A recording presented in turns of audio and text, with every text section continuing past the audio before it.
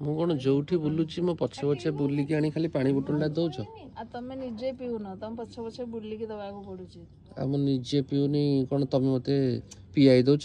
ପିଆଇ ଦଉନି ଯେ ନିଜେ ଆଣିକି ପିଉନ, ମାନେ କହିବାକୁ ପଡୁଛି ବାରମ୍ବାର ଯେ ନିଅ ନିଅ ପାଣି ପିଅ। ତମେ ନିଜ ଦେହକୁ ଜଗୁନ, ତମ ଦେହକୁ ଆମକୁ ଜଗିବାକୁ କଣ ପଡୁଛି। ତମେ କେୟାର ଟେକର?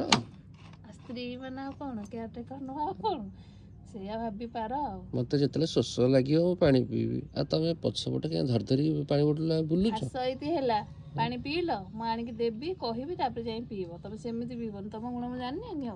କଣ ଯତ୍ନକାରୀ ମୋ ସ୍ତ୍ରୀଟା ଲୋ ବୋପା। ଆଉ ଆଜି ଯାଇଲ, ମୁଁ ବହୁତ ଯତ୍ନ ନଉଛି। ବୋଉ ଯେମିତି ନିଅନ୍ତି ମୁଁ ବି ସେମିତି ନଉଛି। କାଶ କଣ ପାଇଁ ହଉଛି? ସକାଳେ ତମେ ଟିଫିନ କରିକି ଦଉନ ବୋଲି ପେଟ ଗରମ ହେଇକି କାଶ ହଉଛି। ଆଜି ଟିକେ ଯଦି ସେତିକି କରିକି ଦିଅନ୍ତା ଭଲ ହୁଅନ୍ତା। ଏ ପାଣି ବୋତଲ ଧରିକି ପଛପଟେ ବୁଲିବା କିଛି ଆବଶ୍ୟକ ନାହିଁ। ଯାଉଛି ଏଇନୁ ଗାଧେଇକି ସାଙ୍ଗେ ସାଙ୍ଗେ କରିଦେବି। ଏ ଆଙ୍ଗୁଠିକୁ ଏମିତି କରନି।